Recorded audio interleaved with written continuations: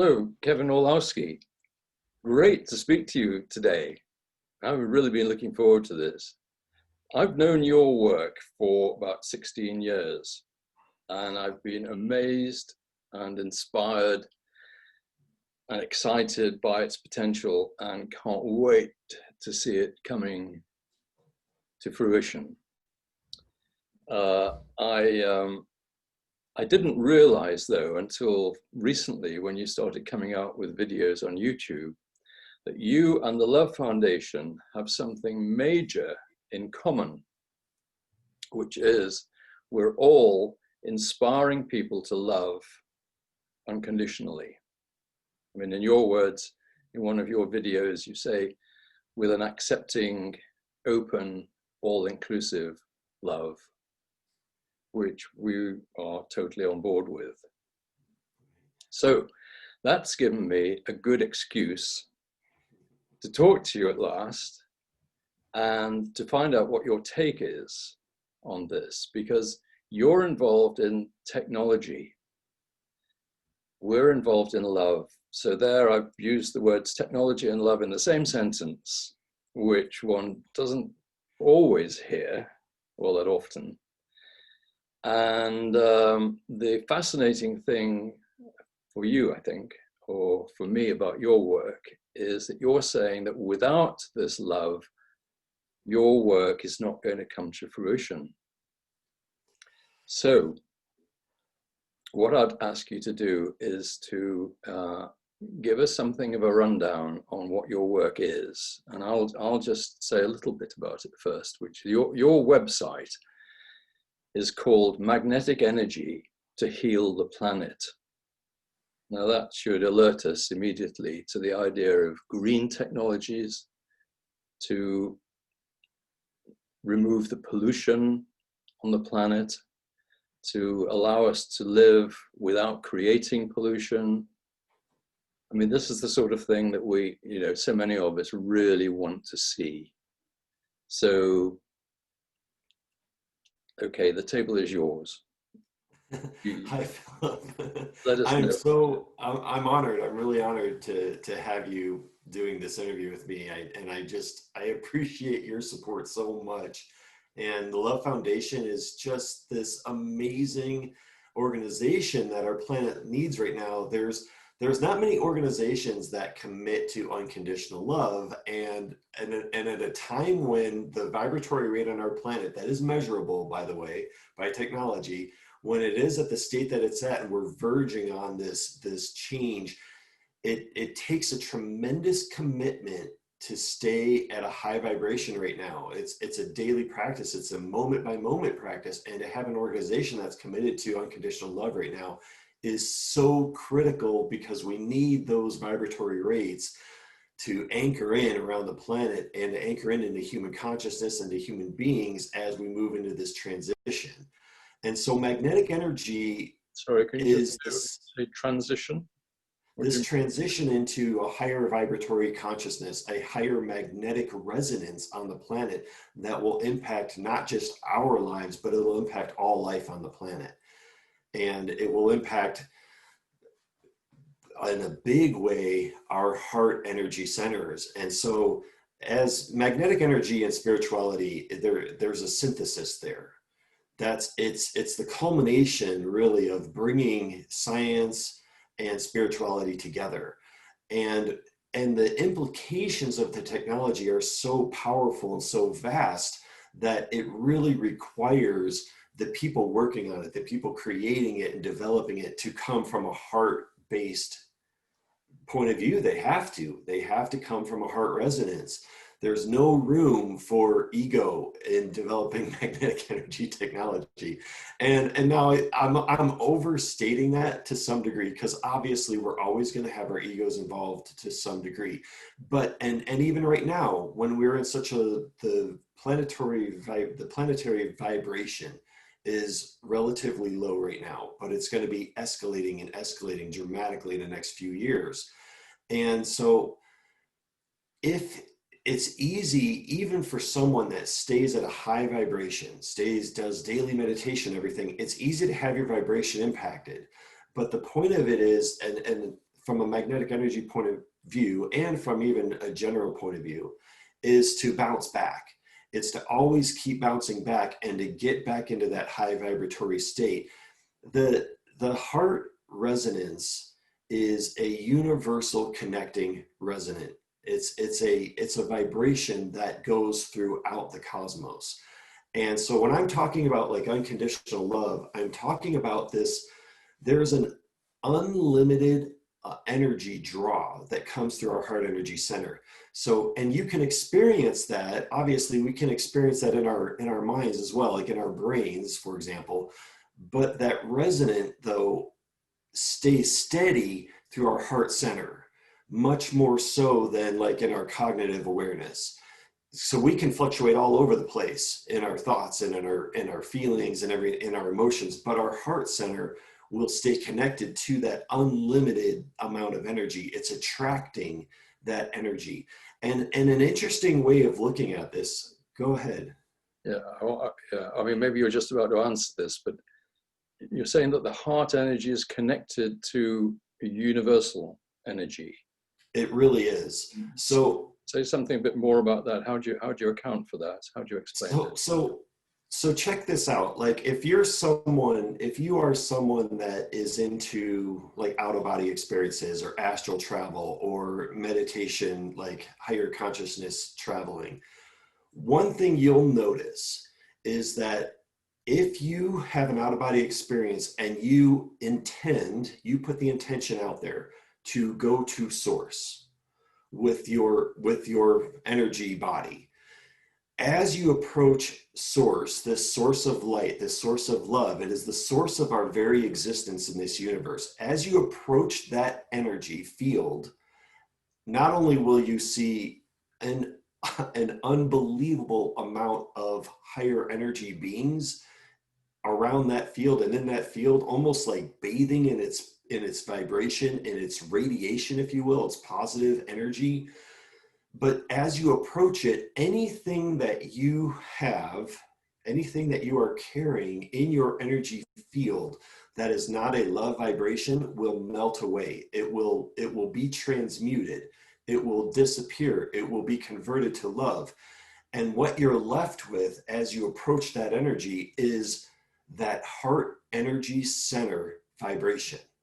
It's already connected to source. And it's the most amazing experience because it's already there. The unlimited, it's already tapping into that unlimited high vibration of energy. It's all the other stuff. It's our beliefs in society, our opinions about people, our judgments, our conditions about what we think is right and wrong.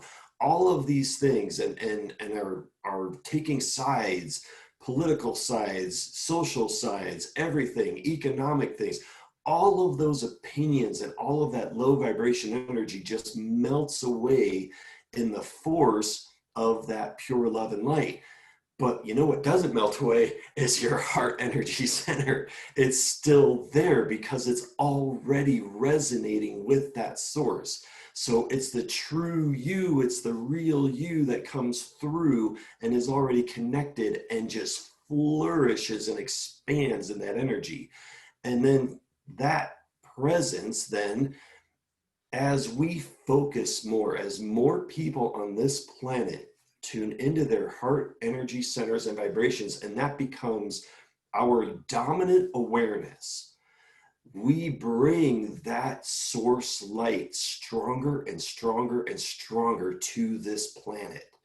And that's what we need to do, because that will enable us to then not only evolve in our own consciousness and evolve with each other in our interconnectivity and connecting with the cosmos and other beings, but it enables us to develop technology that is totally in tune with the earth and in tune with the cosmos, that resonates properly with the cosmos, that is not electrical, that is not nuclear, that is not all these destructive things. It's energy that will heal the planet. It will raise the vibratory rate of the planet. It will allow us to essentially deformulate all forms of pollution on this planet and heal this planet and bring it into a clean environment with a flourishing ecosystem.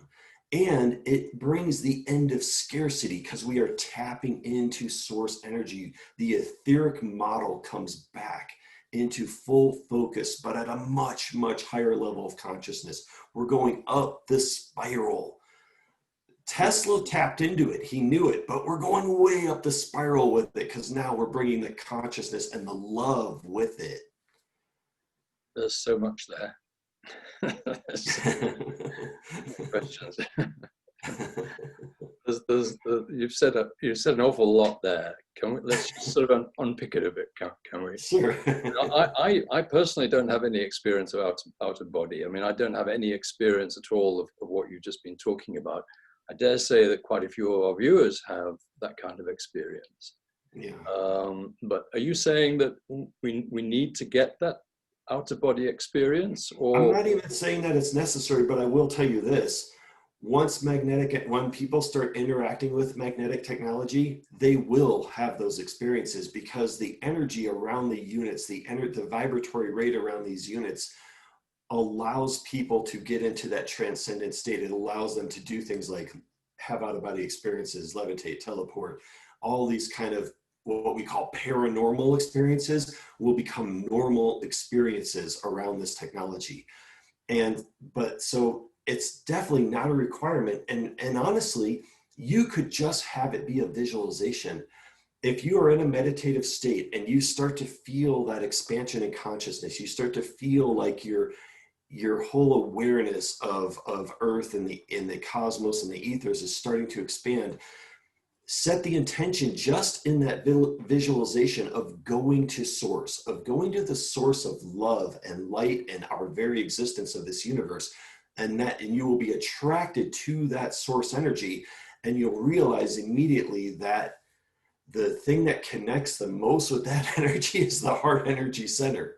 I mean, it's connecting. It'll start to glow and resonate and become stronger and stronger and stronger, because that's really where it's singing the most is with our heart energy centers.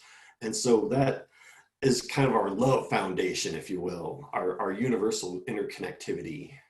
Yeah, if that makes sense. And you're saying that the nature of the universe is love. Without question. Is that like above all else? Well, so love is just a word. It's a word that we've created. But what it represents, though, like in that heart energy center, what it represents is that high vibratory unconditional acceptance, that unconditional love. What's the better way to say it if without using the word love? It is kind of like an acceptance, but it's also an expression of freedom. It's an expression of encompassing oneness. So it's a high vibratory rate, and when you are in it and you experience it, you are connected to everything. You're connected to all life. You're connected to the cycles of life. You're connected to, and it's not, and I want to say you're connected to the force of, in the sense that you realize there's no competing forces. So there's no good and evil. There's no light and dark. It's all part of the same energy. It's just different expressions of the same energy. And then, of course, in physics, it gets down to there's no competing forces at the molecular level. Stars are not composed of competing explosive forces. It's all one flowing force that all works together. There's always an input, there's always an output, there's always a return to source with every system, because every system's an open system. And so then you realize that this whole flow of energy that runs the universe, it really is stable. I mean, it's reliable. We can count on it. We can trust in it. And that it's the loving, and to us, yeah, it feels like an overwhelming loving presence, but it's this presence that is always flowing through all things at all times. And yeah, I think love is we describe it that way, but to define it, though, is difficult, because in our human form, when you experience that, it's so overwhelming. You might as well just call it the overwhelmingness. You know, it's like, it's super high vibration, the overwhelmingness. Okay, so but if we settle on the word love, Yeah, we'll settle on the word love. is it that love drives the universe? Does love Yes, drive like evolution? I would say yes. I would say that's right, because even as the energy, so as the energy comes from source, it's at such a high vibratory rate outside of space, outside of time. It's mostly neutral in nature. And so that neutrality of it kind of allows the creative process then to come out from that neutrality. I mean, I'm talking, it's literally neutral, like it's not polarized when it comes from source. It's only slightly polarized. But the interesting thing about that is you could have 98, 99% neutral, but that 1 or 2% that's polarized has literally millions of resonant polarized polarities in it that guide that energy through its course, through many, many, many systems until it goes back to source. The system is so extraordinary. It's beyond comprehension. It's beyond human comprehension. But even as it even as it goes into, like, say, a solar system or a galaxy, and it steps down its vibration and starts coming into an etheric presence that's more tappable for us, like from a technological point of view, it still has that vibratory rate. It still has that original, like, presence, if you will, that feels like this loving vibratory presence. So I think it is accurate to say that yes, well, of course, it runs the universe. It runs our very existence. It keeps us together. It makes everything work. And it changes into an unlimited amount of polarities that allow every system and every molecular structure to stay held together, to stay functioning, to do their jobs, and to keep this universe running. And that's why entropy is a complete joke, because entropy assumes that it's just random chaos, but it's not random chaos. The energy moves in a random pattern, but there's an incredibly high level of consciousness and polarization to that energy. It may move randomly, but that doesn't mean it's not by design. It has, it's incredible. So All right, let's see if I'm keeping up with this. So are you saying that in like a higher state of consciousness, and this would be a higher state of collective consciousness, or the mass consciousness of a planet like planet Earth, for example, which is not sort of overwhelmingly, should we say, loving? Yeah, right. not at this point. And I think you used the expression low, relatively low consciousness. Yeah, pretty low. But not even preschool level. But in a higher state of consciousness, then there would be more of an expression and also an impression or a experience of love in all aspects of Absolutely. life, really. Right. And one of the reasons for that is because as we will experience a higher vibratory rate, like the magnetic vibration on this planet is in the process of changing, and it's going to make some pretty dramatic leaps. And as that process changes, and people, as the resonation, so here, just picture this. We've got universal energy coming into our solar system, being distributed to our solar system, coming into our planet. Okay, this is high vibration energy, but it's being stepped down right now because of the cycle that we're in. That step down to a lower vibration is going to stop here shortly. And there's the energy actually coming in, being fed into the planet, is literally going to be closer to that original source vibration.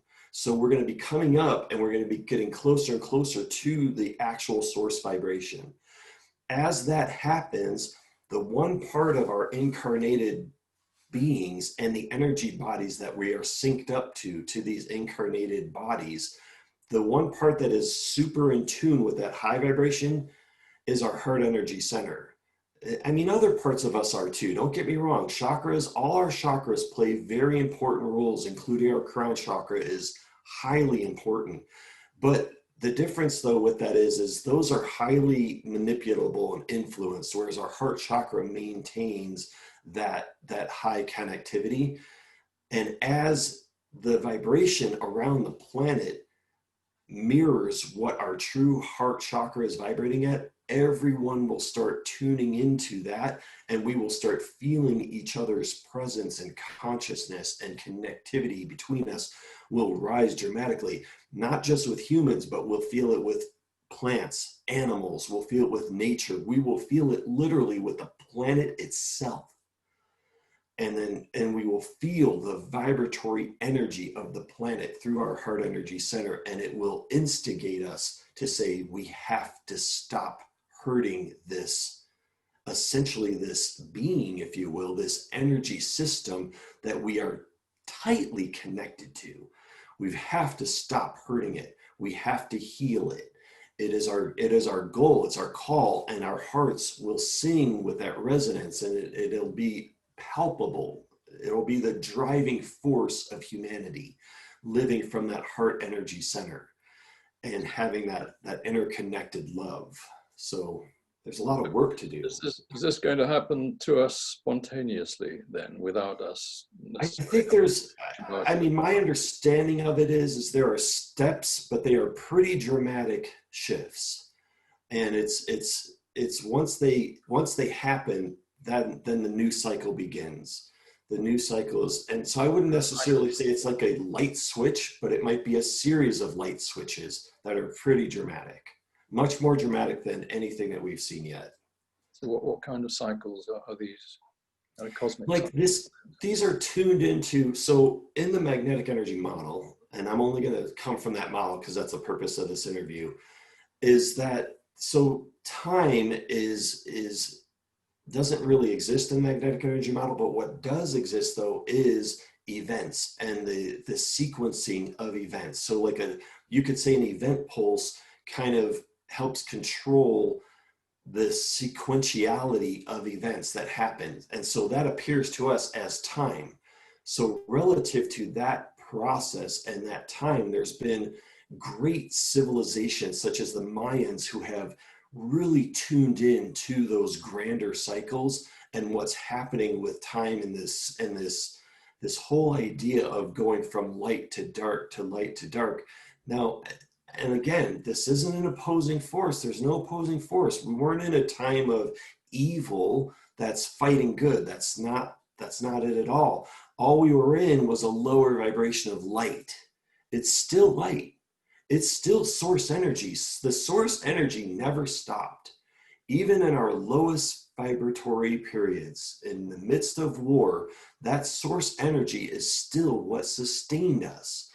But the vibratory rate of it was lower. It never has conflict with any systems because there's only one system in what we think of as our universe. There's only one system. There's only one source of energy.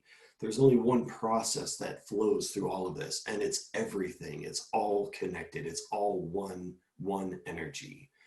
And there's nothing that opposes it.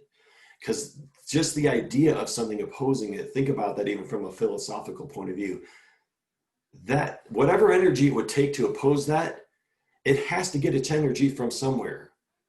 It would have to get its energy from source. If source is giving it its energy, then by definition, it's part of that same open system process. So it's that and that's why, so when you have this whole idea of like people are very obsessed with like dark energies, things that aren't love, like energies of hate, energies of war, energies, and there are literally dark energies that can support that. But those dark energies, what they are they are a lack of source energy. So when you get out of your body, okay, our energy bodies, we have a choice. We have a choice we can make. We can stay in touch with source. We can tune into source. We can have that be our connectivity, which is the most glorious and amazing experience. Or we can try to indirectly siphon energy off of other beings and other sources indirectly. It's still source energy, it's just indirect. And that's these dark energies, that's what they're doing. They're resisting, basically they're resisting source directly. And so they try to feed off of other people and other energies. And that doesn't work, especially as the vibration of the planet rises and rises and rises and higher energy comes in. It becomes more and more difficult for any of those energies to stay here. Does that make sense? They can't stay here any longer because there's nothing to feed off of. The vibration becomes too high and it's making them essentially go back to source. It's transmuting their energy. It's vortexing their energy out of here. So one really, really cool visualization that people can do, and as many people should do this as possible. Imagine a shield of white light, and you can make it thick. You can make it 5 miles thick if you want. Imagine a shield of light right at the surface of the earth, going into the earth. It's like the lower rim of energy. That's completely shielded with light. And then imagine the upper ionosphere, again, another shield of white light, completely shielded in white light. And you can make it as thick as you want, 5 miles, 10 miles thick, that shield of light.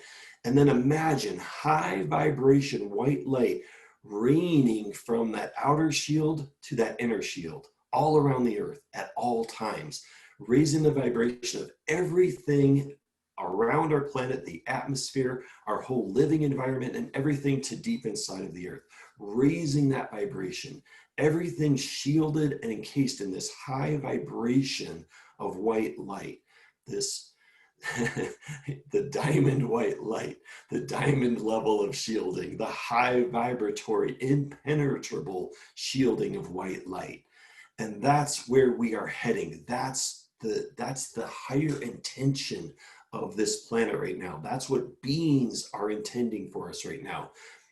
All that low vibratory energy being transmuted and cleared out of our environment, cleared out of people, cleared out of their consciousness, cleared out of their bodies, cleared out of their energy bodies. We're talking a clearing of energy, not just on this level, but on our etheric level, where all those energies can kind of exist and muck things up and start sucking people's energy and changing people's vibratory rate, and all these things, all of that going away, all of it being cleared out with white light, completely clearing people's energies, their auras, lighting up their chakras, lighting up the environment, healing the planet, and bringing us to a place where we instantly recognize any kind of low vibration and we have zero tolerance for it.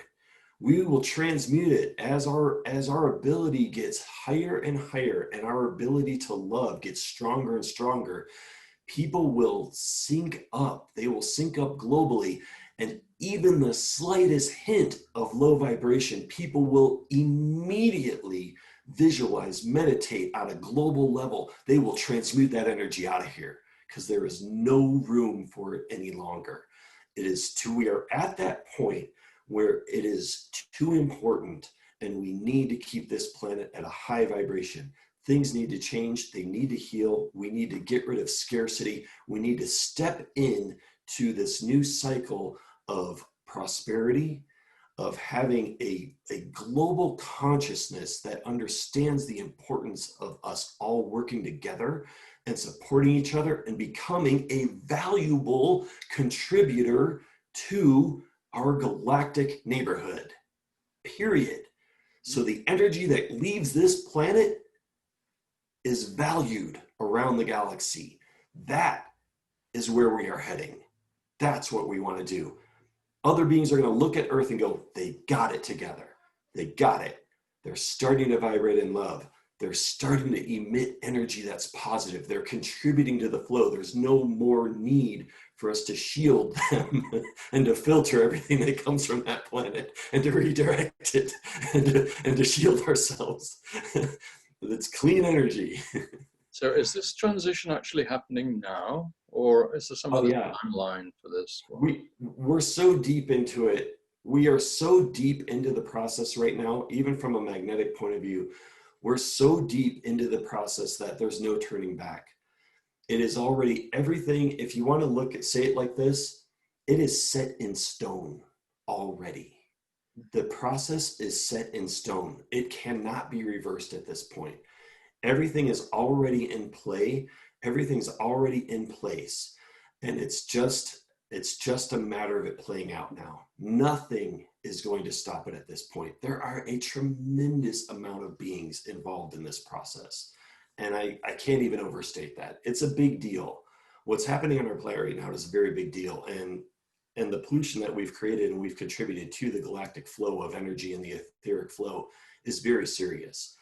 And so it's very critical what's happening on our planet, and the cleansing of the pollution and the raising of our consciousness is all part of that process. And it's already underway, and nothing's going to stop it at this point. So it's not entirely up to us then to raise the consciousness of No, I think it is. I still think it. Well, no, it's not entirely up to us. Yes, I agree with you. It's not entirely up to us. But what it is important for us to do, though, is to do everything we can in this moment to raise our own vibration and contribute to that vibration, because there's this whole play happening. And it's the people that raise their awareness and raise their consciousness that will experience those shifts the soonest. And we need as many of those people as possible to help these people that are resisting tremendously or hanging on so desperately to low vibration energy. We, the light workers, have to be that anchor, because genetically, energetically, not only in our physical bodies, but literally in our energy bodies, as we raise our connectivity, we're connected to everyone. We also help raise their awareness. And this resistance has to melt away. It has to be transmuted. And that's part of our job as part of the community. It's our responsibility to maintain our vibration if we can at a high level. And as those energies change, our power and our ability to do that is going to accelerate dramatically. And that will allow us, as we do it just for ourselves, we will be healing the entire community and raising their vibration and clearing their energy, cleaning their energy of any kind of dark energy and low vibration energy. And we have that ability. We have that ability to bring us together because we're genetically connected to them. We're energetically connected to them. Our magnetic resonance is tightly connected, all of us together. And so it's so important for as many of us as possible to get on that bandwagon, because that helps the whole healing transition happen. So like if you want to say the 100-month monkey theory, that's fine. It's just that when we reach that tipping point, and it's a matter of us all together, the people that have that interconnectivity and that global conscious awareness, we will work together. We'll work together even virtually, like in a virtual existence in an etheric level. We'll work together to heal areas of the planet, to quell, if you will, to calm conflict and war, to raise that vibration, to clear that energy. And so that's a huge process, and that unconditional love, that's the vibration that we need around this planet right now. We desperately need it. And so I think it's very important that as many people as possible engage in that process. So, I mean, there are lots of people doing group meditations, global meditations, individual practices, opening their heart in all sorts of ways. You encourage all that? Absolutely, 100%. And to go along with that, what we hope to do, and I think the timing is, we are just right there on the timing, and we'll be allowed, if you will, to have even just the basic magnetic technology, like the water technology, be available to help people. That just water alone, as you run it through the magnetic technology, and you raise that vibration, you get supercharged water, you get supercharged ionic energy in that water. That will help people raise their vibration. It will give them if you want to say, like a physical tool, an empirical tool, something that they can actually use to drink, to consume, to help raise their vibratory rate. And so I think that those little things will help assist people in magnifying their energy and their psychic capabilities, if you will, their healing capabilities to transform consciousness around the planet. Is that kind of technology available now? Well, it is, but it's a matter of us being able to get it out there, if you will. And so we're going to be in that process of safely getting it out there, as soon as we are guided, as soon as we are allowed to do so. And I feel like we are getting very, very close to being allowed to do that, to having the, let's put it this way, to having the timing be right to do it. And so as we are in that phase, who's going to decide whether we can or not? Well, I think there's a lot of players involved in that. And so I will know personally that the timing is there. And I know other people that I talk to about this as well will know that the timing is there. And so I feel like we are getting very close to that process. But we can expedite that timing. Can we expedite that timing? We can. Yeah, I hope we can. I mean, I kind of wish that timing had been expedited like 30 years ago. I mean, back when we actually had engines running in vehicles, that seemed like a pretty good place to start to me. I mean, can you imagine where we'd be now? Oh my God. But see, the problem with that though is people say, well, look, we would already be in Star Trek age. No, we wouldn't, because we didn't have the consciousness. We didn't have the love to go with the technology. So you need that higher consciousness to go with this technology, because you know what happens. When you get engines like we had running in vehicles, they're 480 horsepower. They have no pollution. They're magnetic engines that essentially run forever. You know who gets them first? The military. The military takes them first because that's the paradigm that we're in. And does that really serve the planet? Of course it doesn't. No, it doesn't serve the planet. And so the breakdown of that system, the collapse of that system, the raise in consciousness, the raise in vibration, and transitioning away from that that's what we're heading into. And yes, it's hard to believe. It's kind of like Linus waiting for the great pumpkin to rise out of the pumpkin patch. Is it really ever going to happen? And you know what? It actually is, because we've just been in part. These cycles kind of happen like clockwork. And so we're ending it and we're moving into a new cycle. So it's all good. It's all gonna happen. This happens in low vibration cycles all over the place. This isn't a big surprise what's happening on our planet. But we could see this sort of thing happening in the next 5-10 years? Yeah. Well, from what I've been told, and from what we've discussed, and from what we've been shown and analyzed, this decade is the decade of transformation right here. And we've known that for quite some time. And that we are literally entering into the magnetic transformation decade. And I'm not even saying that lightly. The magnetic energy around our planet, the vibratory rate that we're attracting, that's going to change. It's all going to be changing. And this is the decade of transformation. We just started it. And wow, what a start, right? Just the 2020 was pretty dramatic in so many ways. We haven't seen anything yet. I'm just telling you, I'm just warning you, we haven't seen anything yet. So this is the decade of transformation. So give us a bit of a vision of what our life can be like in 5-10 years time. Well, I mean, we could still be pretty deep in transition in 5 years. So let's see how that plays out. But if we have some magnetic technology going along with that transition, and at the same time as we're getting a higher vibratory rate coming into this planet, so here's one way of saying it. It sucks being in a difficult time at a low vibration, but if you're at a high vibration, that's not so bad. So like as the vibration on the planet starts to increase and people's awareness starts to expand, their heart vibration starts to get stronger, their interconnectivity becomes greater, and their awareness of just more to it than everything we've been told. that there's more to life than just this empirical model, that there's more than just the physical world. There's so much more. And people start becoming more aware of angels, of their guides, of their interconnectivity around the planet. Then going through transition takes on a whole new experience.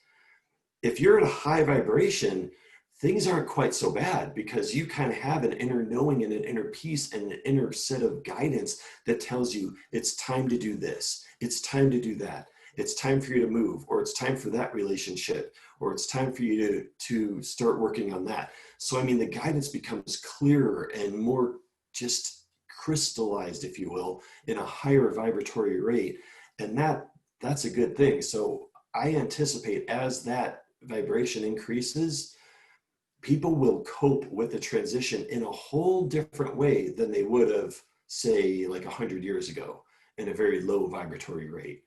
So that's part of the art of this process. This process is orchestrated. This isn't just randomly happening.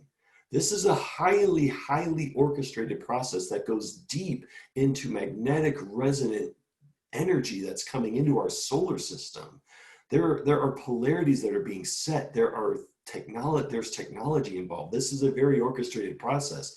And part of that orchestration is balancing that rise in consciousness with those earth changes and that whole ability so that people don't freak out and all kill each other in the process. So we come together in love and acceptance. So, I mean, this is a balancing act. This is a huge, huge undertaking. So. Okay. I mean, there's just such a lot there. We could go on. Perhaps in another video after this. Maybe in another one, we can touch on some of these topics. So we should all be doing what we can to open our hearts to experience deeper love, greater love. Yes. And write your congressman. No, just. And write your congressman. Tell them you want new energy technology coming out. I don't know. Only do that if you're field guided. There you go. There's just so much more that you could be talking about, which we can't do today. But maybe in future we'll go into it some more. But for the moment, anyway, you've put across the message that we need to love more. Yes. Unconditional love. I mean, we're very much on the same page, and I'm sure that the viewers will be very interested actually in the extra dimensions that you've added to what we already know, and because you've said a lot of things that I've never heard before, and yet I've been involved in this loving for a very long time and inspiring people to love. Cool. And I really do value what you've contributed to the knowledge. Cool. I hope it resonates with someone and they get something powerful out of it, and maybe even just have their own personal experiences enhanced. That'd be cool. That'd be awesome. Okay. Well, we'll have to keep up with you and see what's going on. See what's happening. Sounds good. And awesome. Your videos are on your YouTube channel, which is Magnetic Energy. Yes. And good luck getting through those. If viewers go onto YouTube and type in magnetic energy and love, then they'll see what turned me on to this whole idea that you're into inspiring people to love. Yes, it's so important. It's like huge right now. Right now, it's like really important on our planet. So yeah. Okay. Thank you very much. Thank you, Philip. It's so great to talk to you, and it's just such an honor to share this time with you. Thank you. Me too. Thank you. Thanks. Right, talk to you again. Yeah. Bye.